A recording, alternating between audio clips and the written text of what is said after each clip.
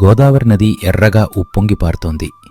రంగారావు తన పాత పంచెను మోకాళ్లదాకా ఎగగట్టి నది ఒడ్డున రాయిమీద కూర్చున్నాడు. ఎదురుగా ఆంజనేయురు హడావిడిగా పరుగున వస్తున్నాడు. ఏరా రంగా, ఇంకా ఇక్కడే ఉన్నావేంటి?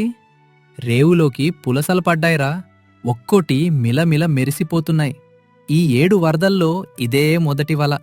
ఆ వాసన పీల్చుకుంటేనే జన్మ ధన్యమైపోతుంది. ఊరంతా చేపల మార్కెట్ వైపు పరుగులు పెడుతుంటే నువ్వింకా ఈ గట్టునే అతుక్కుపోతావా? వాసన పీల్చుకోవటానికి బానే ఉంటుందిరా ఆంజనేయులు, కాని దాన్ని ఇంటికి పట్టుకోలే ధైర్యం నాకెక్కడిది? మా ఆవిడ సత్యవతి సంగతి నీకు తెలీదు. రూపాయి ఖర్చు పెట్టాలంటే 100 ప్రశ్నలు వేస్తుంది. మొన్ననే కూరగాయల ధరలు మండిపోతున్నాయి, ఈ నెల అంతా పప్పుచారుతోనే సరిపెట్టుకోవాలి అని గట్టిగా చెప్పేసింది. అలాంటిది 1000 రూపాయలు పెట్టి చేపని తెస్తే నన్ను ఆ గోదావరిలోనే కలిపేస్తుందిరా. నా బతుకు ఇంతే, పులసవాసనతోనే కడుపు నింపుకోవాలి. అబ్బే, నువ్వు మరీ పిరికివాడ్లా ఉన్నావే. ఒక ఉపాయం చెప్తా విను. రేపు గోదావరి గట్టున ఎవరో పుణ్యాత్ముడు తన తండ్రిగారి జ్ఞాపకార్థం పులసలను ఉచితంగా పంచుతున్నాడని నీ పెళ్ళాం దగ్గర అబద్ధమాడు. పుణ్యానికొస్తే ఏ పెళ్ళాం వద్దు అనదు కదా. ఆ పైన వండే బాధ్యత ఆవిడిది, తినే బాధ్యత మనది. ఏమంటావు? మనసుంటే మార్గం ఉంటుందిరా రంగా. ఐడియా బావుందిరా, కానీ ఆ పులస కొనడానికి డబ్బులెక్కడివి? నా దగ్గర పాత ముప్పావలా తప్ప ఏమీ లేదు. సత్యవతి నా జేబులు ఎప్పుడూ తనిఖీ చేస్తూనే ఉంటుంది. భయం వద్దు, నా దగ్గర మొన్న అమ్మిన పాత చింతపండు డబ్బులు 500 నువ్వు పద, సంతలో బేరమాడదాం. నా బావమరిది కొట్టు దగ్గర తక్కువకే ఇప్పించేలా చేస్తాను. నీ ఆకలి తీరితే అదే నాకు 10,000.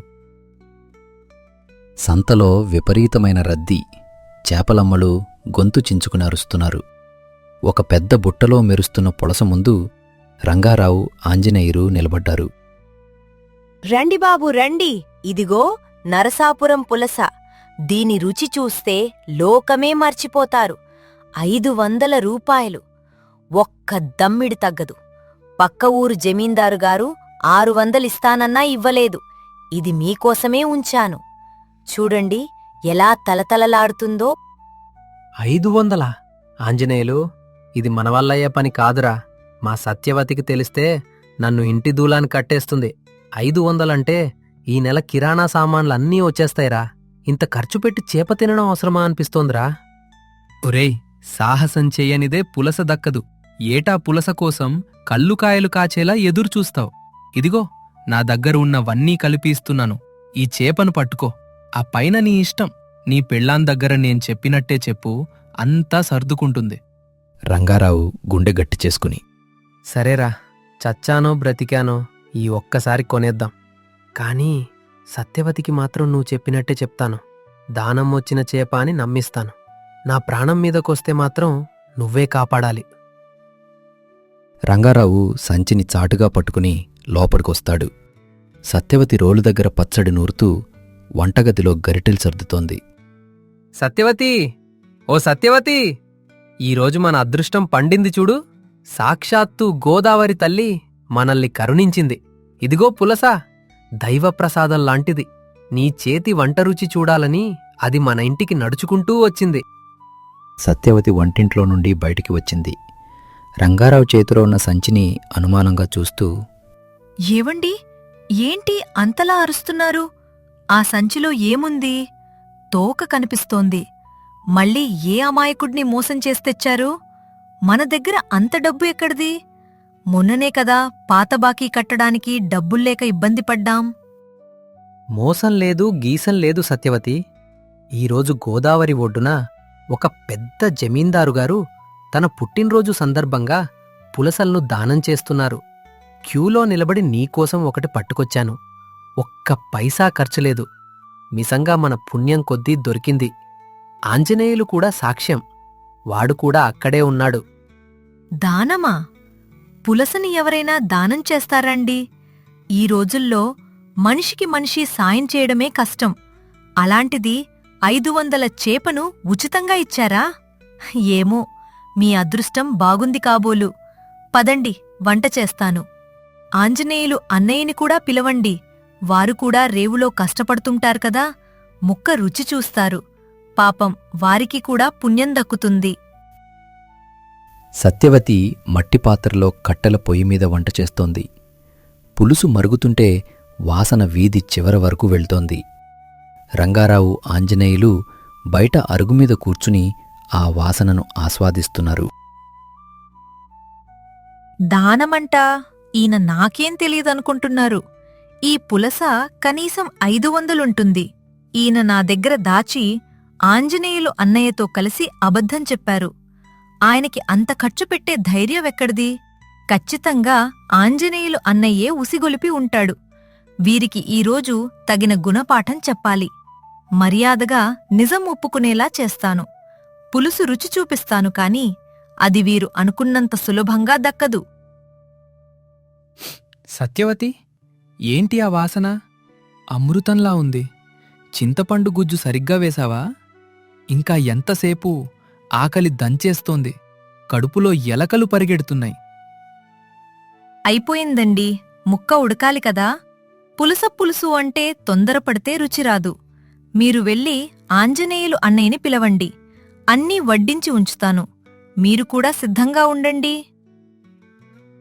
రంగారావు, ఆంజనేయులు ఆశగా ప్లేట్లు ముందు పెట్టుకుని కూర్చున్నారు.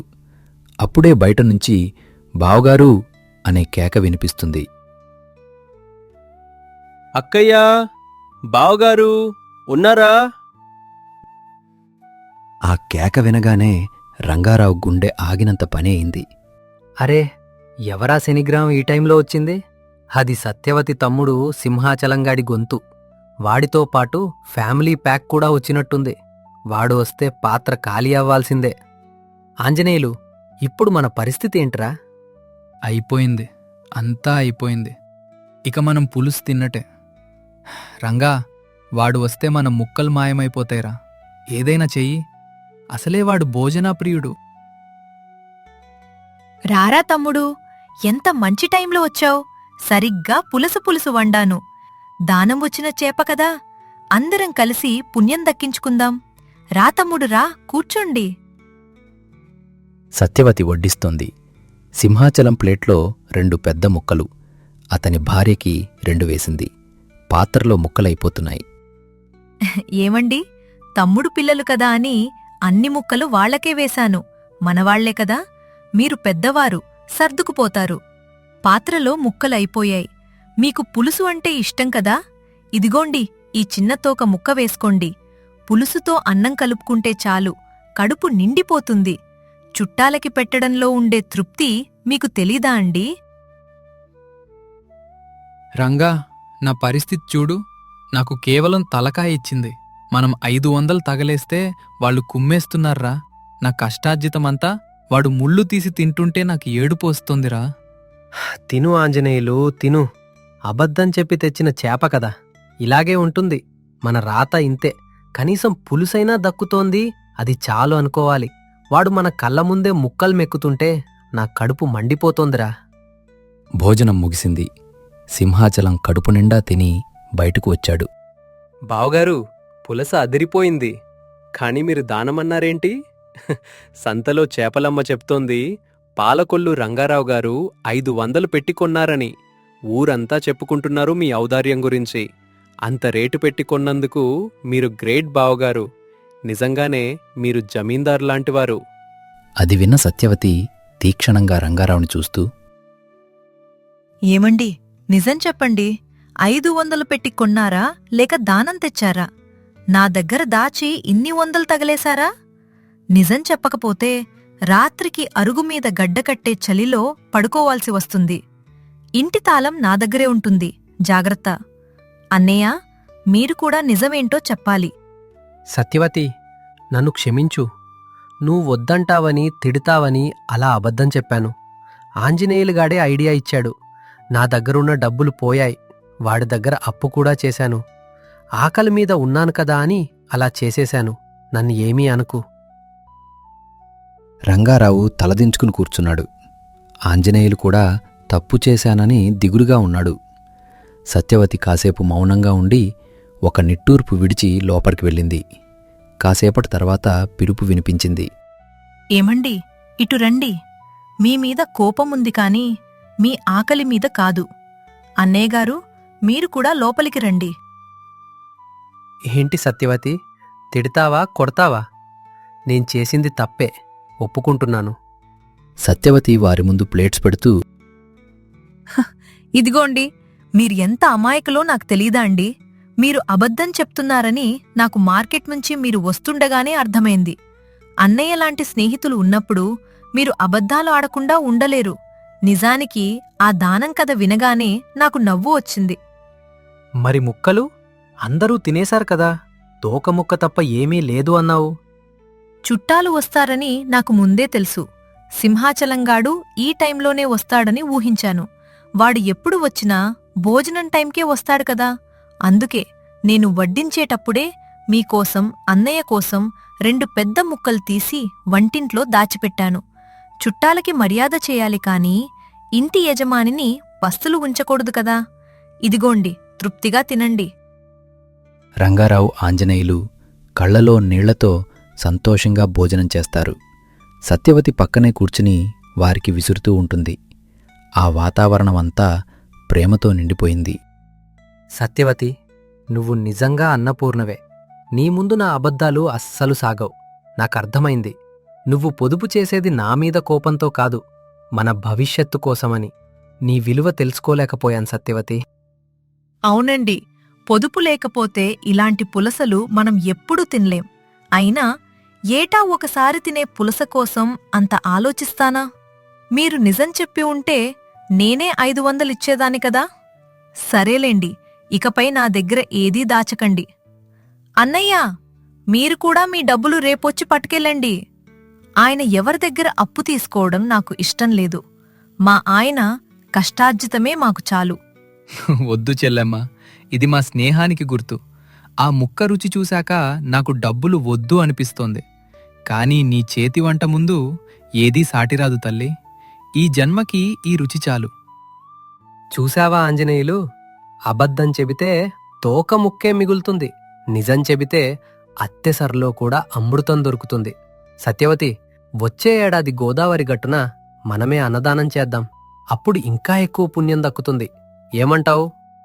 అలాగేనండి, వరుణదేవుడు కరుణిస్తే అలాగే చేద్దాం. ఇప్పుడు త్వరగా తినండి, చల్లారిపోతే రుచి ఉండదు. ఆ రాత్రి పాలకొల్లు ఊరంతా చేపల పులుసు వాసనతో, రంగారావింట్లోని నవ్వులతో కళకళలాడుతూ ఉంటుంది. భార్యాభర్తల మధ్య అనురాగం ఆ చేపల పులుసు కంటే చిక్కగా మారింది.